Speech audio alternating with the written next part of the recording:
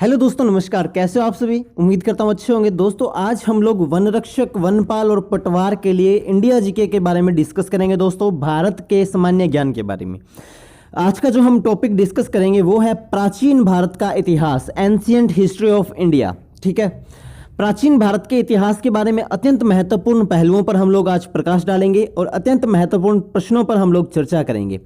दोस्तों, ये प्रश्न सभी प्रकार के कॉम्पिटिटिव एग्जाम्स के लिए बहुत ज़्यादा इंपॉर्टेंट है, तो आप सभी जो इन परीक्षाओं की तैयारी कर रहे हैं बिल्कुल लास्ट तक वीडियो को देखिएगा। दोस्तों, मजा आ जाएगा। ऐसे खतरनाक क्वेश्चन है आज हम डिस्कस करेंगे।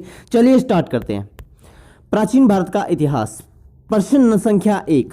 शतपथ ब्राह्मण में कुल रत्न उल्लेखित कितने हैं? कुल रत्न कितने उल्लेखित हैं? दोस्तों, उल्लेखित का मतलब है लिखे गए हैं। तो शतपथ ब्राह्मण नाम के जो ग्रंथ है उसमें कुल रत्न जो लिखे गए हैं वो लिखे गए दोस्तों 11। कितने? 11 रत्न लिखे गए हैं। ठीक है, 11 रत्निन। रत्निन का मतलब होता है दोस्तों रत्न।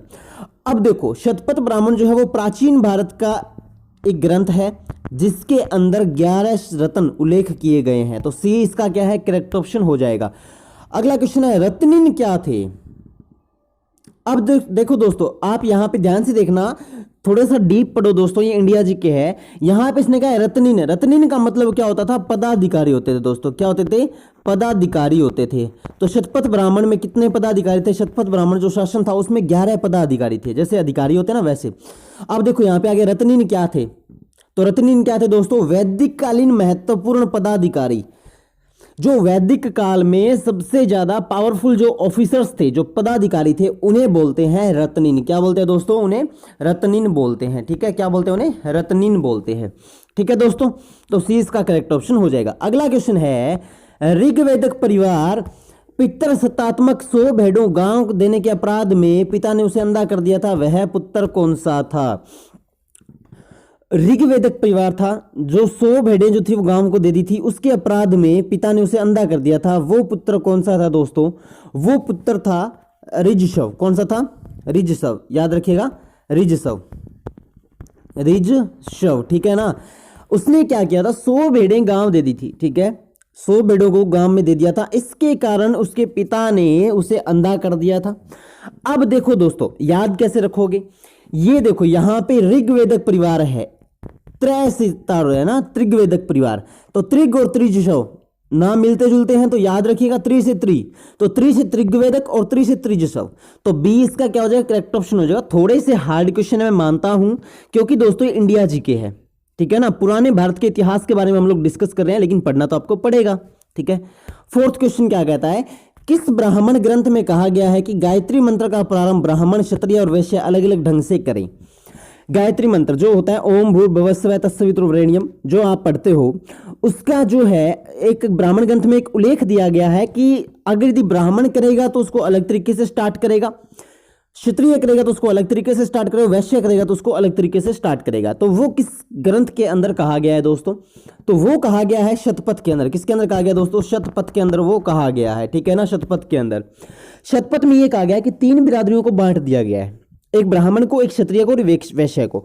उसमें कहा है कि ब्राह्मण अलग वे से स्टार्ट करे, क्षत्रिय अलग वे से स्टार्ट करे और वैश्य अलग वे से स्टार्ट करे। ठीक है, तो ए इसका क्या है? करेक्ट ऑप्शन, यानी कि शतपथ।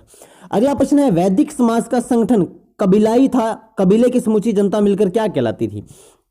दोस्तों, जो वैदिक समाज था उसके जो लोग थे वो एक कबीले में रहते थे। कबीलाई का मतलब क्या होता है? कबीले की जनता। कबीलाई का मतलब क्या होता है दोस्तों? कबीले की जनता। कबीले की जनता, ठीक है ना, कबीले की जनता। अब दोस्तों, जो कबीलाई था वो कबीले की समूची जनता जो थी वो मिलके क्या कहलाती थी? तो वो कहलाती थी दोस्तों विश। क्या कहलाती थी? विश। ठीक है ना, तो सी इसका क्या है? करेक्ट ऑप्शन हो जाएगा। अगला प्रश्न है, उत्तर वैदिक काल में पुत्री का जन्म हेय माना जाने लगा था। अब कौन से काल में पुत्री का जन्म हेय माने जाने लगा था? तो दोस्तों अथर्ववेद काल में। कौन से काल में दोस्तों? अथर्ववेद काल में जो पुत्री का जन्म है वो क्या है? हेय माने जाने लगा था। ठीक है ना, तो सी इसका क्या है? करेक्ट ऑप्शन हो जाएगा।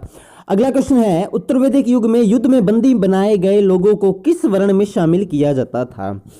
उत्तर वैदिक जो युग था दोस्तों, उस समय जितने भी युद्ध होते थे उसके अंदर जिन लोगों को बंदी बना लिया जाता था, जिन लोगों को अरेस्ट कर लिया जाता था, गिरफ्तार कर लिया जाता था, उन्हें किस वर्ण में शामिल किया गया था? तो उन्हें शूद्र वर्ण में शामिल किया गया था दोस्तों। कौन से वर्ण में? शूद्र वर्ण में। अलग अलग वर्ण थे, आपराधिक धाराएं थी ये, तो उन्हें शूद्र वर्ण में शामिल किया जाता था। तो बी इसका क्या है दोस्तों? करेक्ट ऑप्शन हो जाएगा। अगला क्वेश्चन है, ऋग्वैदिक काल में सभी लोग यज्ञ एवं धार्मिक अनुष्ठानों में भाग लेते थे। उत्तर वैदिक काल में शूद्रों को अधिकार नहीं था। किसको अधिकार नहीं था? अभी हमने डिस्कस किया शूद्र क्या थे, जो उत्तर वैदिक काल में गिरफ्तार कर लिए जाते थे। अब उन शूद्रों को उत्तर वैदिक काल में किसका अधिकार नहीं था? क्या नहीं करने देते थे उनको? तो वो नहीं करने देते थे, यज्ञ की अग्नि को छूने का अधिकार नहीं था, वेदों के अध्ययन का अधिकार नहीं था, उपनयन संस्कार का अधिकार नहीं था। तो डी इसका करेक्ट ऑप्शन हो जाएगा, यानी कि उपरोक्त सभी। देखो दोस्तों, ऋग्वैदिक काल में सभी लोग A to Z यज्ञ और धार्मिक अनुष्ठानों में भाग लेते थे, जैसे हवन वगैरह हो गया, ठीक है, शादी विवाह हो गया, इत्यादि हो गए। उत्तर वैदिक काल में जिन लोगों को गिरफ्तार कर लिया जाता था, शूद्रों को गिरफ्तार किया जाता था, उसी तरह से देखो ये अलग अलग वैदिक कालों के बारे में बात कर रहे हैं, यहाँ पे ऋग्वैदिक और यहाँ पे उत्तर वैदिक काल। तो यहाँ पे दोस्तों उत्तर वैदिक कालों में जो शूद्र थे, जिनको गिरफ्तार किया जाता था, उन्हें ना ही तो यज्ञ की अग्नि छूने दिया जाता था, ना ही वेदों का अध्ययन कराया जाता था, ना ही उन्हें अच्छे संस्कार का अधिकार था। तो इसलिए डी इसका क्या है? करेक्ट ऑप्शन हो जाएगा, यानी कि उपयुक्त सभी। ठीक है दोस्तों। अगला क्वेश्चन है, आश्रम व्यवस्था के प्रारंभिक उल्लेख किस काल में मिलते हैं? तो आश्रम व्यवस्था के प्रारंभिक उल्लेख जो है दोस्तों, वो उत्तर वैदिक काल में मिलते हैं। तो बी इसका क्या हो जाएगा? करेक्ट ऑप्शन हो जाएगा, यानी कि उत्तर वैदिक काल। अगला क्वेश्चन है, किस ब्राह्मण में वैश्य को अनस्य बालाकृत कहा गया है? वैश्य को अनस्य बालाकृत कहा गया है किस ब्राह्मण में? ठीक है, तो कौन सा वो समाज था दोस्तों? वो समाज था ऐत्रीय। कौन सा? ऐत्रीय। ठीक है, दो समाज थे, तैत्रीय और ऐत्रीय। इसमें ऐत्रीय में कहा गया था कि जो वैश्य है वो अनस्य बाल आकृत है। ठीक है, तो बी इसका क्या हो जाएगा दोस्तों? करेक्ट ऑप्शन हो जाएगा। अगला क्वेश्चन है, ब्राह्मणों को गंभीर अपराध के लिए क्या दंड दिया जाता था? तो ब्राह्मणों को गंभीर अपराध के लिए दोस्तों सिर दाग कर निष्कासन किया जाता था। उनका सिर दाग कर, अग्नि के द्वारा उनका सिर दागा जाता था। ठीक है, इसलिए उन्हें जब भी कोई गंभीर अपराध करता था कोई ब्राह्मण, तो उन्हें यही दंड दिया जाता था कि सिर दाग कर उसका निष्कासन कर दो। तो 20 का क्या है दोस्तों? करेक्ट ऑप्शन हो जाएगा। अगला क्वेश्चन है, मौर्यकालीन कौन सा स्रोत शूद्रों को आर्य मानता है और उन्हें म्लेच्छों एवं आर्येतर लोगों से श्रेष्ठ स्थान देता है? तो दोस्तों वो है अर्थशास्त्र। कौन सा है? अर्थशास्त्र। ठीक है, जिसे आजकल इकोनॉमिक्स के नाम से भी जाना जाता है। तो अर्थशास्त्र जो है वो मौर्यकालीन में शूद्रों को आर्य मानता था और उन्हें म्लेच्छों और आर्येतर लोगों से श्रेष्ठ स्थान देता था। म्लेच्छों और आर्येतर जो समाज थे उनसे उन्हें ऊंचा दर्जा दिया जाता था। तो वो कौन सा था दोस्तों? ए, यानी कि अर्थशास्त्र। ठीक है, A is the correct option for this question. अगला क्वेश्चन है, मेगस्थनीज के अनुसार कौन सा वर्ग समाज का सबसे बड़ा घटक था, यानी जिसने समाज में सबसे बड़े बदलाव किए? तो मेगस्थनीज जो थे वो उनके हिसाब से उन्होंने थ्योरी दी थी, उनके हिसाब से कौन सा वर्ग समाज का सबसे बड़ा घटक था दोस्तों? तो उन्होंने कहा था जो कृषक हैं, जो किसान हैं, जो कृषि करते हैं, वो समाज का सबसे बड़ा घटक था। क्या था दोस्तों? समाज का सबसे बड़ा घटक था, यानी कि वो समाज की एक रचनात्मक नींव थी, आप कह सकते हो बुनियादी ढांचा था वो समाज का। ठीक है ना, तो 20 का क्या हो जाएगा? करेक्ट ऑप्शन हो जाएगा, यानी कि कृषक। और तभी से माना जाने लगा कि किसान हमारे देश की रीढ़ की हड्डी है। अगला क्वेश्चन है, कौटिल्य ने लड़के लड़कियों की विवाह योग्य आयु क्रमशः कितनी निर्धारित की थी? तो कौटिल्य ने कहा था कि जब लड़के और लड़कियों की शादी होनी चाहिए तो उनकी आयु क्रमशः कितनी होनी चाहिए? तो वो होनी चाहिए दोस्तों 16 और 12। उन्होंने कहा था कि लड़के की जो आयु है वो 16 साल की हो और लड़की की जो आयु है वो 12 साल की हो। ठीक है ना, ये कौटिल्य का मानना था। जबकि अब जो हमारे गवर्नमेंटल रूल्स हैं, गवर्नमेंटल कॉन्स्टिट्यूशंस हैं, उनके हिसाब से क्या है, लड़के की आयु 22 वर्ष, लड़की की 18। ठीक है ना, इस तरह से कुछ उन्होंने रूल बनाए हैं।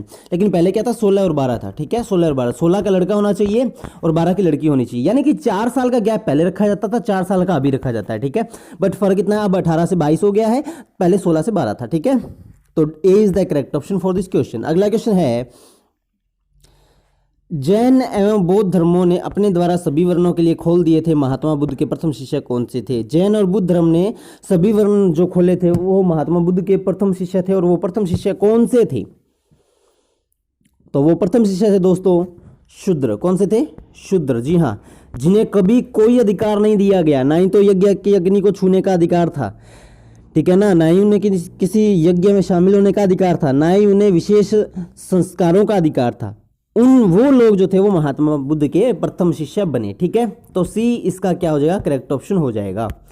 अगला क्वेश्चन है, मौर्य काल में विष्टि का उल्लेख किस ग्रंथ में हुआ है? तो मौर्य काल में विष्टि का उल्लेख अर्थशास्त्र में ही हुआ है दोस्तों। ठीक है, किसमें हुआ है? अर्थशास्त्र में हुआ है। बहुत इंपॉर्टेंट क्वेश्चन है दोस्तों आज वाले। अगला है, अर्थशास्त्र का एक अध्याय इसी विषय पर है, इस अभिकरण का नाम कौन सा है? तो अर्थशास्त्र का एक पूरा अध्याय जो है वो औपनिषदिक पर है दोस्तों। किस पे है? औपनिषदिक, औपनिषदिक। ठीक है, तो याद रखिएगा औपनिषदिक पर उनका एक अध्याय है। ठीक है, जिसके अंदर अर्थशास्त्र के सभी श्रुतलेख मिलते हैं। अगला प्रश्न है, गुप्तकालीन किस नाटक में कायस्थ वर्ग का उल्लेख हुआ है? तो गुप्तकालीन मर्छितकम, कौन सा? मर्छितकम। याद रखिए दोस्तों, पढ़ना सीखो इसको, मर्छितकम। ठीक है, मर्छितकम। तो मर्छितकम जो है दोस्तों, उसके अंदर कायस्थ वर्ग का उल्लेख हुआ है। तो बी इसका क्या हो जाएगा, करेक्ट ऑप्शन हो जाएगा। अगला क्वेश्चन है, गुप्त काल में शूद्रों की स्थिति में परिवर्तन आया, शूद्रों की स्थिति के संबंध में कौन सा कथन सही है? देखो दोस्तों, पहले क्या था, उत्तरवैदिक काल में शूद्र जो थे उन्हें कोई भी अधिकार नहीं दिया गया था, लेकिन बाद में जब गुप्त काल आया, ठीक है, गुप्त काल कौन सा था? चंद्रगुप्त वगैरह का गुप्त काल जो आया दोस्तों, उसके अंदर शूद्रों की स्थिति में अलग अलग बदलाव किए गए। तो वो बदलाव कैसे थे, कौन सा संबंध इनमें सही है कि उनकी स्थिति में सुधार हुआ, उनकी जो कंडीशंस थी दोस्तों समाज के अंदर, उसमें क्या हुआ, सुधार हुआ। ठीक है, तो 20 का क्या हो जाएगा, करेक्ट ऑप्शन हो जाएगा। दोस्तों अगर आप सारी वीडियोस देखना चाहते हो एक साथ, तो इस चैनल पे 2 प्लेलिस्ट है। राजस्थान वन रक्षक वनपाल मैथ की है, उसके अंदर आपको मैथ मिल जाएगा, और राजस्थान फॉरेस्ट गार्ड एग्जाम 2020 की है, उसके अंदर आपको टोटल सभी वीडियोस आपको मिल जाएंगी। ठीक है दोस्तों, तो आप वो देख लेना। अगला है, गुप्त काल की अधिकांश धर्म संहिताओं ने अपना आधार किससे बनाया था?